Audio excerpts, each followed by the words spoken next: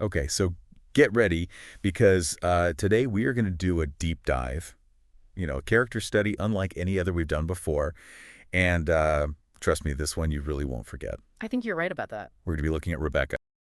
And, the mission here is to really try to unravel the mystery behind how she grapples with grief. Yeah, and what's really fascinating about Rebecca's story is that she doesn't grieve in a way that you might typically expect. Right. It's much more profound and deeply symbolic. And in fact, her arrival at Ursula's house is, I think, our first glimpse into this unconventional grieving process. Yeah, I'd agree with that. It's not just about finding a new home. The video shows her arriving carrying her parents' bones. Oh, wow. I know. Now that's an image that stays with you. Right?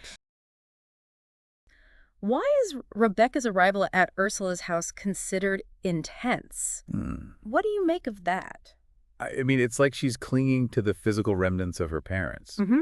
Huh. A desperate attempt to hold on to what she's lost. Yeah, and if you think about it from like an anthropological perspective, carrying bones could even be seen as a form of ritual, Right. a way of honoring the dead and keeping them present in her life. That's a really interesting point. Yeah, it adds like a whole other layer to her actions. It really does. Yeah. And this complexity deepens when we look at her refusal to eat the food that Ursula offers her. Yeah. She decides to eat dirt instead. Okay, so that's where it gets really intriguing.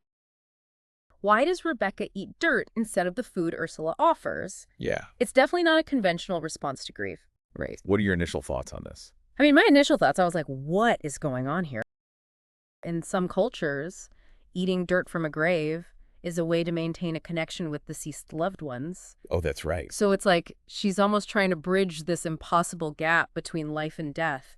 Right. Seeking a tangible connection to her parents in the most primal way she can imagine. Precisely. Yeah. And while the story doesn't explicitly confirm that interpretation, Right. it does leave that possibility open, which adds to the mystery surrounding her character. Definitely. And one thing's for sure, she's not coping with her loss in a way that we typically see. Not at all. How does Amaranta's reaction to Rebecca differ from Ursula's reaction? Oh, yeah. What stands out to you about that? Well, it's immediately apparent that Amaranta lacks Ursula's empathy and concern. Yes. Right? Hmm. Instead of understanding or comforting Rebecca, she laughs and becomes jealous. It's not about Rebecca's pain at all for her. It's all about how Rebecca's presence impacts her own life and her relationship with Ursula. It really highlights the stark contrast between these two characters. For sure. While Rebecca is utterly consumed by grief, Amaranta is preoccupied with her own perceived slights. Exactly. And that's a contrast that we'll explore further as we delve deeper into their motivations and actions. Definitely.